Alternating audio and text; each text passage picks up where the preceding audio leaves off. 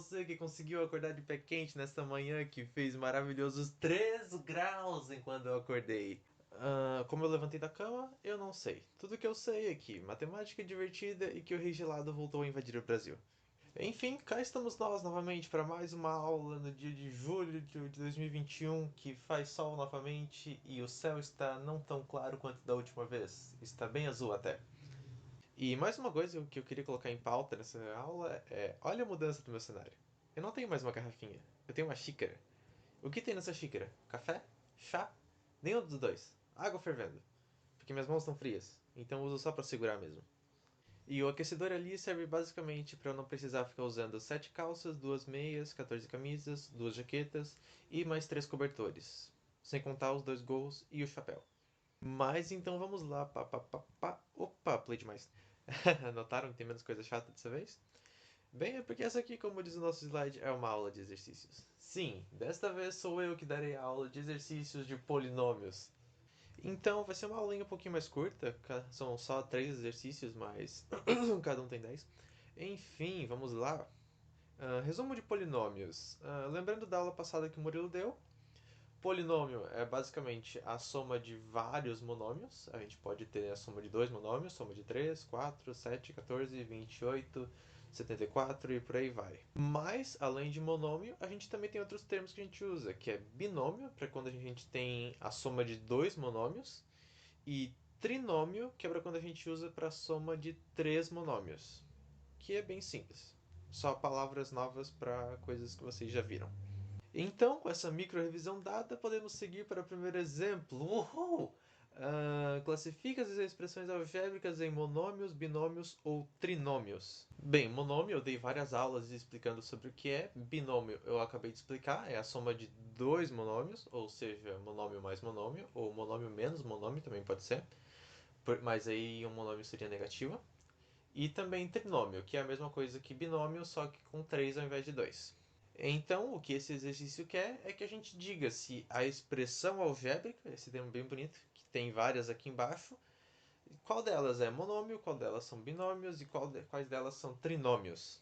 Show de bola, então vamos lá. Primeiro exemplo, a gente tem x mais y. Então a gente tem que contar quantos monômios tem aí. Vamos lá, contem comigo.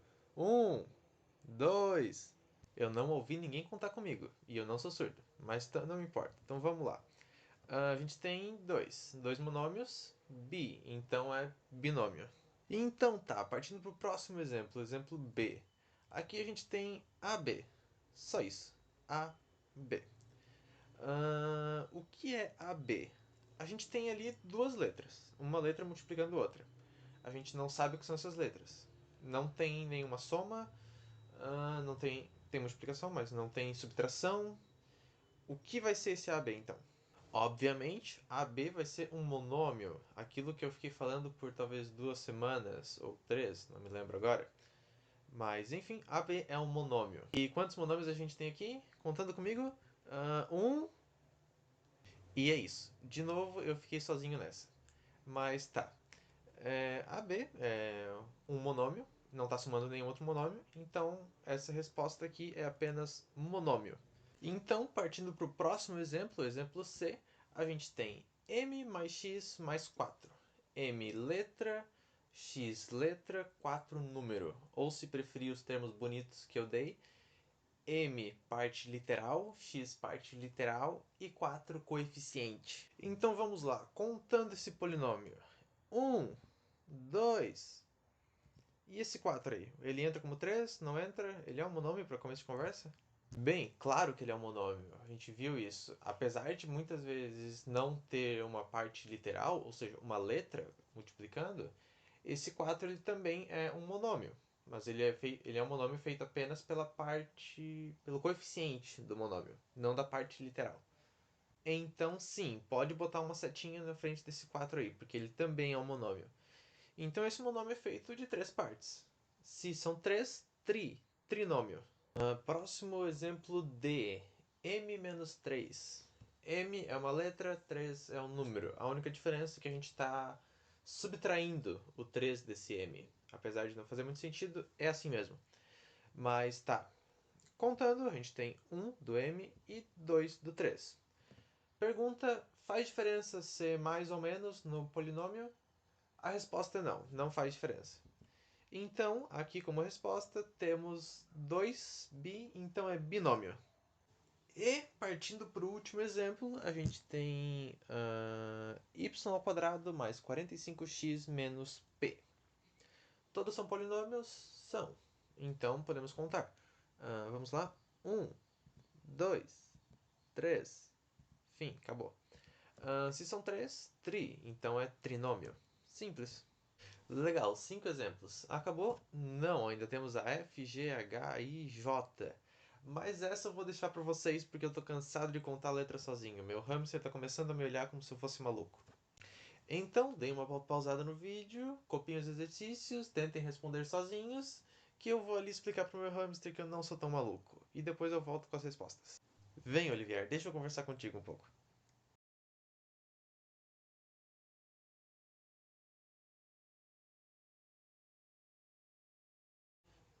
Voltei. Desculpa a demora, eu tive que reencher meu copinho de água, porque a água esfriou. E tá quente agora. Então vamos lá. Corrigindo os exercícios, aqui estão as respostas. Para F, a gente tem 3 monômios, então é um trinômio. Para G, S mais 4, a gente tem 2 monômios, então é um binômio. Assim como a H, x ao quadrado mais 4xy. Para I, a gente tem um trinômio, 3, apesar de ter vários expoentes ali. Expoente é um númerozinho lá do canto, lembrando. E para J, A menos B é um binômio também, porque tem 2 monômios. E é isso, bem simples essa parte, né? É bem fácil, não tem muito que fazer cálculo, é mais só contar de 1 até 3, que vocês do oitavo ano devem conseguir. Então, bora pro próximo exercício, exercício 2. Escreva o grau dos seguintes polinômios. Primeiro a gente tem o exemplo A, que diz 3EIA na elevada à quarta, apenas o A, mais 5B na décima. Mas como a gente calcula o grau de um polinômio mesmo? Bem, para isso temos a aula do Murilo que ele deu na última vez, que está aqui. Que diz o seguinte: quando o polinômio possui somente uma variável, ou seja, a letrinha, seu grau é dado pelo maior valor que o expoente da variável assume. E no primeiro exemplo ali, a gente tem 2 vezes x ao quadrado mais 3x. A variável, obviamente, é x, que é a letra, e uma maior expoente em relação à variável x é 2, então é um polinômio de segundo grau. Mas aqui no nosso exemplo, a gente tem um polinômio de mais de uma variável. A gente tem 4 variáveis ao todo. O primeiro monômio tem 3 variáveis e o segundo monômio tem uma variável só. Nisso entra aquela regra do grau de um monômio, onde quando a gente tem mais de uma variável, a gente soma todos os expoentes das letras. É, exatamente isso. Então o que a gente tem que fazer é bem simples. Primeiro a gente calcula o grau do primeiro monômio e depois calcula o grau do segundo monômio para comparar os dois. No exemplo A, primeiro monômio, 3e e a. A gente tem e, que só tem 1 grau, i, que só tem 1 grau também, e a, que tem 4 graus. Então é 1 mais 1 mais 4, que dá 6. Então o primeiro monômio tem grau 6 e o segundo tem grau 10. É bem fácil ali, já que é só b elevado a 10. Então, como resposta, aqui temos o grau 10, por causa do segundo monômio. Próximo exemplo, 4x mais 3e ao cubo. Isso é bem simples, dá para comparar só os expoentes, já que cada um tem só uma letra, mesmo sendo letras diferentes. Então, qual deles tem maior expoente? 4x ou 3e ao cubo? 3e ao cubo, porque o grau é. O expoente tem de valor 3, então ele é de terceiro grau. Grau 3 também, pode-se dizer. Próximo exemplo C. 3 mais 4, quer dizer, 4 mais 3. 4 mais 3 é 7. A gente já pode dizer isso, que é bem maneiro. Mas qual o grau do monômio 7? Bem, lembrando, para calcular o grau, a gente precisa olhar para o expoente de uma letra. E nem 4 mais 3, nem 3 mais 4, nem 7 tem uma letra. Então, como não tem nenhuma letra, o grau é 0. E isso vale tanto para o monômio 7 quanto para o polinômio 4 mais 3. Enfim, próximo exemplo. 3 ao quadrado BCF mais 4D ao quadrado. Bem, aqui tem uma pegadinha bem óbvia ali, que é o expoente no número, no coeficiente. Mas para calcular o grau de um polinômio, o que importa é o expoente na parte literal, nas letras. Lembra que eu disse na minha aula sobre monômios, graus de monômios? Em que não importava se era 4 ou 2 ao quadrado, que estava no mesmo? Aqui é a mesma coisa. 3 ao quadrado é 9, não 6. Não cometa esse erro. Então, não importa se o número está no expoente. O que importa é a letra. Então, calculando o grau do primeiro monômio. B mais BCF. B tem 1, C tem 1 e F também tem 1. Então, são 3. O segundo monômio, 4D ao quadrado. D ao quadrado. Então, são 2. Primeiro temos 3, depois temos 2. Então, é terceiro grau. Ou grau 3 também. Próximo exemplo, exemplo E. 11x na quarta dividido por 5. É meio feinho de olhar, meio feio de dizer, mas é bem fácil de se calcular o grau. Aqui a gente tem um polinômio? Não, a gente tem um monômio para começo de conversa. Mas ainda assim a gente sabe como calcular o grau dele. A gente basta olhar para a letra e depois olhar para os números em cima das letras. Ou somar todos eles. Aqui é mais fácil ainda, só tem uma letra. Então é só olhar para o número em cima da letra, que está bem explícito ali. Então o grau desse polinômio é 4. E para não perder o costume, a F, G, H, I e J ficam para vocês. É a mesma coisa que eu fiz até agora. Talvez um pouquinho mais difícil, com umas coisas a mais, umas coisas a menos. Mas nada muito complicado que vocês não possam fazer sozinhos. Então, boa sorte.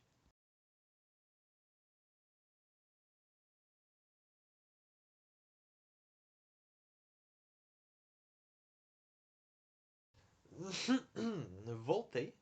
Vocês não ouviram, mas meu joelho estralou quando eu levantei, então eu tô preocupado. Mas tá, corrigindo a segunda parte da questão 2. Alternativa F, exemplo F, x ao quadrado mais 3x. Esse sim é um exemplo que o Murilo tinha dado na aula passada, bem parecido. Qual o maior grau? X ao quadrado, então grau 2. G, a gente tem 7xy mais 15t. Todas as letras aí estão elevadas pelo mesmo número, 1, mas o primeiro monômio, 7xy, tem mais letras. Então, somando o grau dessas duas letras, 2. Então, ele é o maior monômio, ele é um monômio de maior grau, que é o grau do polinômio. Então, esse monômio 7xy mais 15t tem grau 2. H, essa vai ser difícil de ler. 2x ao quadrado yz ao cubo mais 7 vezes x ao cubo vezes y ao cubo menos 4z.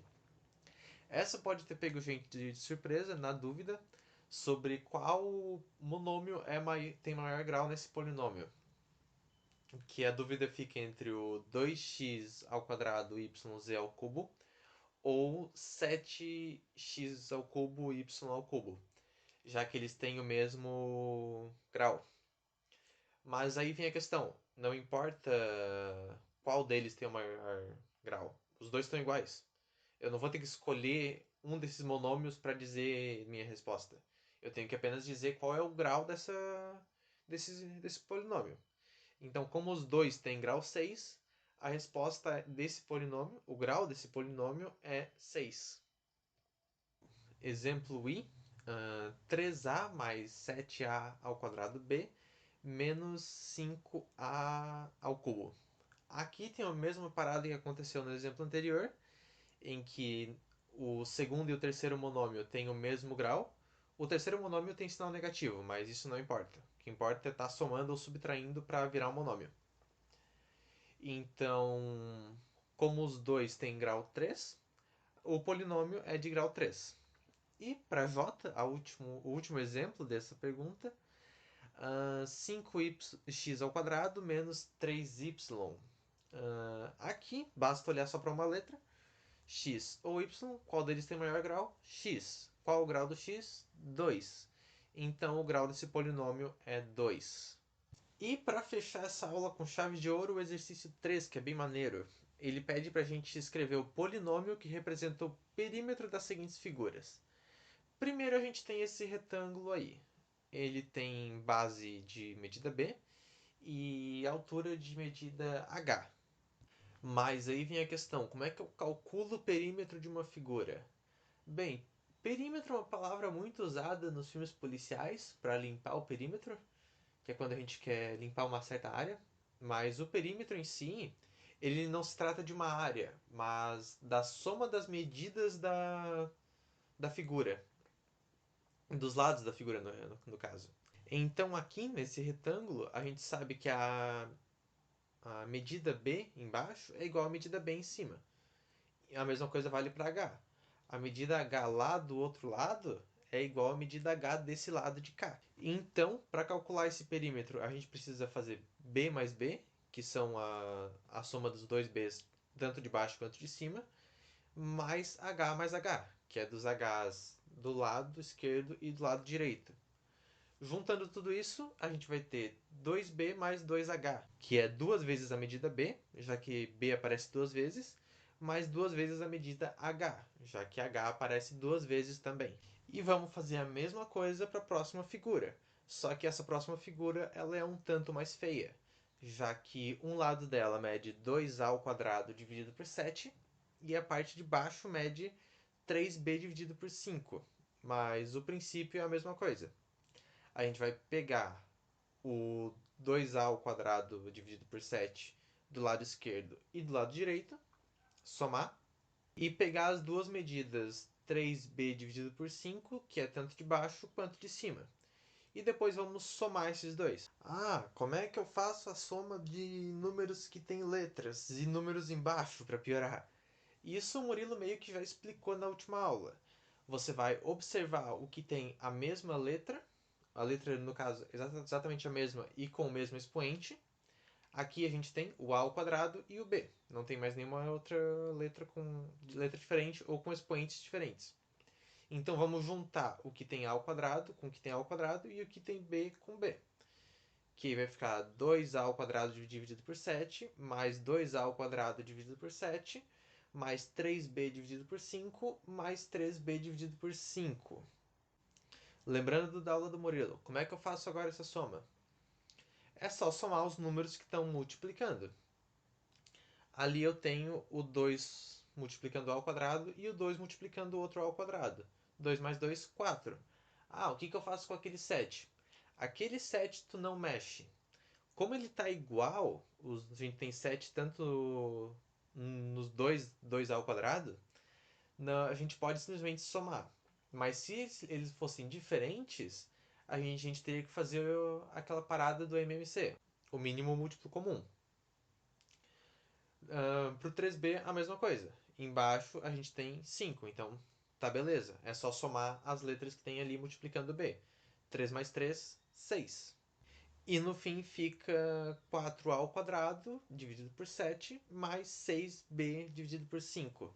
Dá para simplificar mais? Dá. Dá para fazer aquela parada que eu falei de usar o MMC para transformar tudo essas duas frações em uma só. Mas como esse não é muito o objetivo da aula, eu vou deixar de lado. Se o professor Ayrton quiser fazer, ele pode fazer como exemplo para vocês, para relembrar como se faz somas de frações, caso vocês não lembrem. Porque dependendo de mim, essa foi a minha aula. Bem, atualmente faz 13 graus, o que melhorou bastante até. Não sei se é porque eu fechei todo o meu quarto para gravar, mas tá bem confortável. É a minha primeira aula de exercícios, ou puramente de exercícios para vocês. Eu espero que tenha ficado legal. Eu gosto desse modelo de aula, então eu quero usar. Mas na próxima semana eu também vou estar fazendo exercício, então a próxima aula fica para o Murilo apresentar, que ele vai continuar a falar sobre polinômios. Esse assunto vai ser o Murilo que vai dominar. Então nos vemos na próxima aula de polinômios, de exercícios de polinômios, na semana que vem, onde eu vou trazer mais exercícios diferentes sobre o assunto da próxima aula que o Murilo vai dar.